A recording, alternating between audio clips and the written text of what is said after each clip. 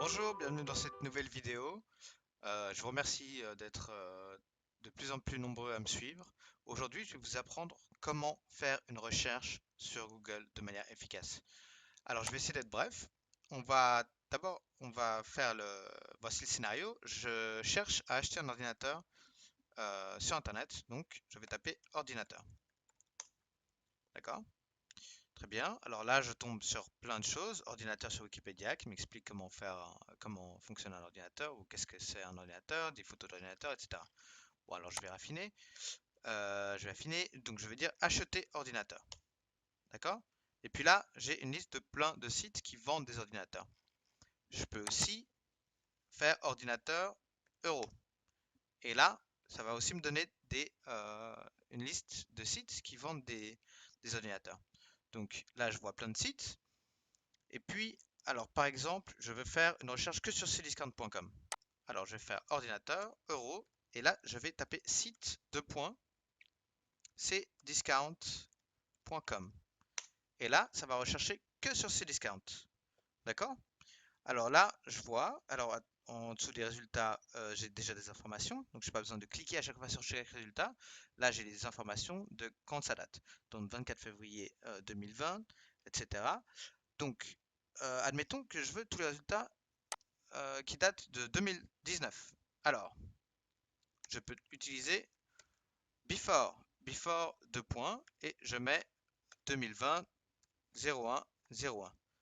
Donc attention, c'est le mois et puis le jour. Là, en dernier, c'est le jour. Et là, j'ai toutes les pages qui datent d'avant le 1er janvier 2020. D'accord? Et puis là, j'ai une liste de tous les ordinateurs, mais admettons que je veux un ordinateur portable. Alors là, je marque ordinateur portable. Voilà, là j'ai une liste d'ordinateurs portables. Et puis, alors là, par exemple, j'ai déstockage. Alors ça m'intéresse pas. Et là, on peut utiliser le moins, déstockage. Et là, ça va m'enlever tout ce qui contient déstockage. D'accord?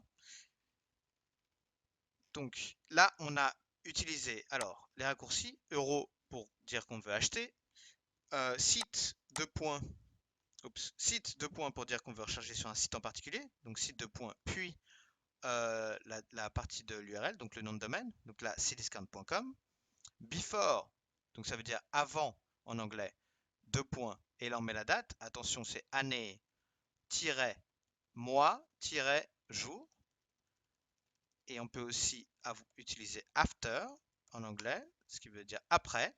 Là, on a tout ce qui a été fait après le 1er janvier 2020, moins déstockage. Là, je dis je ne veux pas de déstockage. Je peux aussi mettre un plus déstockage si je dis que je veux absolument qu'il y ait des stockages. Et voilà, donc ça c'est déjà des mots clés, des outils qui vont vous aider à affiner votre recherche sur Google sans devoir à chaque fois cliquer et aller voir tous les résultats. Là, vous pouvez directement aller sélectionner les résultats qui vous intéressent.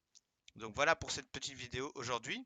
Encore un dernier truc, si je veux savoir le prix d'un produit en dollars, en euros, alors là je peux simplement mettre 30 USD euros. Et là, j'ai directement la conversion. Ça marche avec toutes les devises. Là, 30 $ en francs suisses.